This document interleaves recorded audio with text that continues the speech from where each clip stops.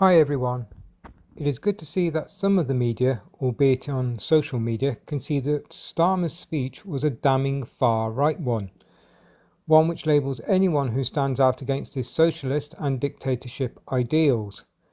Now personally, I sit on the fence with this as a general rule, but I know I'm not the only one who sees what is happening to this country and its way of life. If that makes us all lean to the so-called far right, then it's better than being in an extreme far left. As always, let me know your thoughts, as this topic is only going to grow while Starmer is in power. On with the video.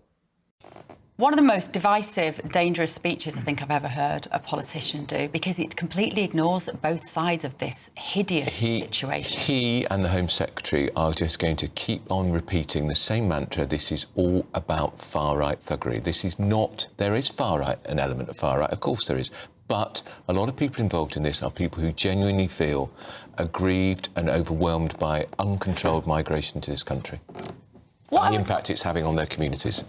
What I would want to say to Sir Keir Starmer, if I ever had the opportunity to interview him, is what does he mean by far right? Because you can't have these conversations unless we all agree on a definition. And I think that definition is open to debate.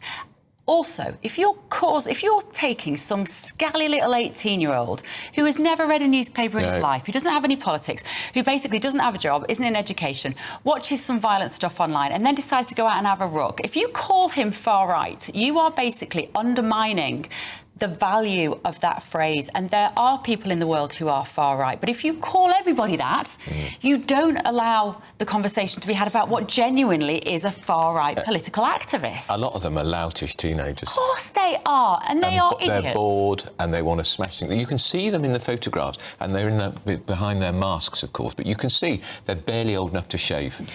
All he had to say in that speech, Sir Keir Starmer, was that there will be multiple elements driving multiple different characters in those riots, and none of it is good, but we need to understand what's happening here, and he's showing no effort to understand it. And every day, we talked about this on GB News last week, it was Mark White's exclusive, the number of people crossing the channel and small boats reached another record, and it's going to continue. Legal migration is still at record levels. It's a complete mess, and it all feeds into why our towns and cities are in a state of unrest. It is partly that, and there's no doubt that the juxtaposition of immigrants that a poor person looks at and says, it's not fair, my life is rubbish, my life is hard, I feel hopeless and I feel helpless. Why is that immigrant getting free dentistry, free medical care, a free room and some cash to live on? You put those two together and that's your tinderbox right there. Now, that doesn't mean we shouldn't house people who are asylum seekers. It doesn't mean that Britain doesn't have a role to play in that.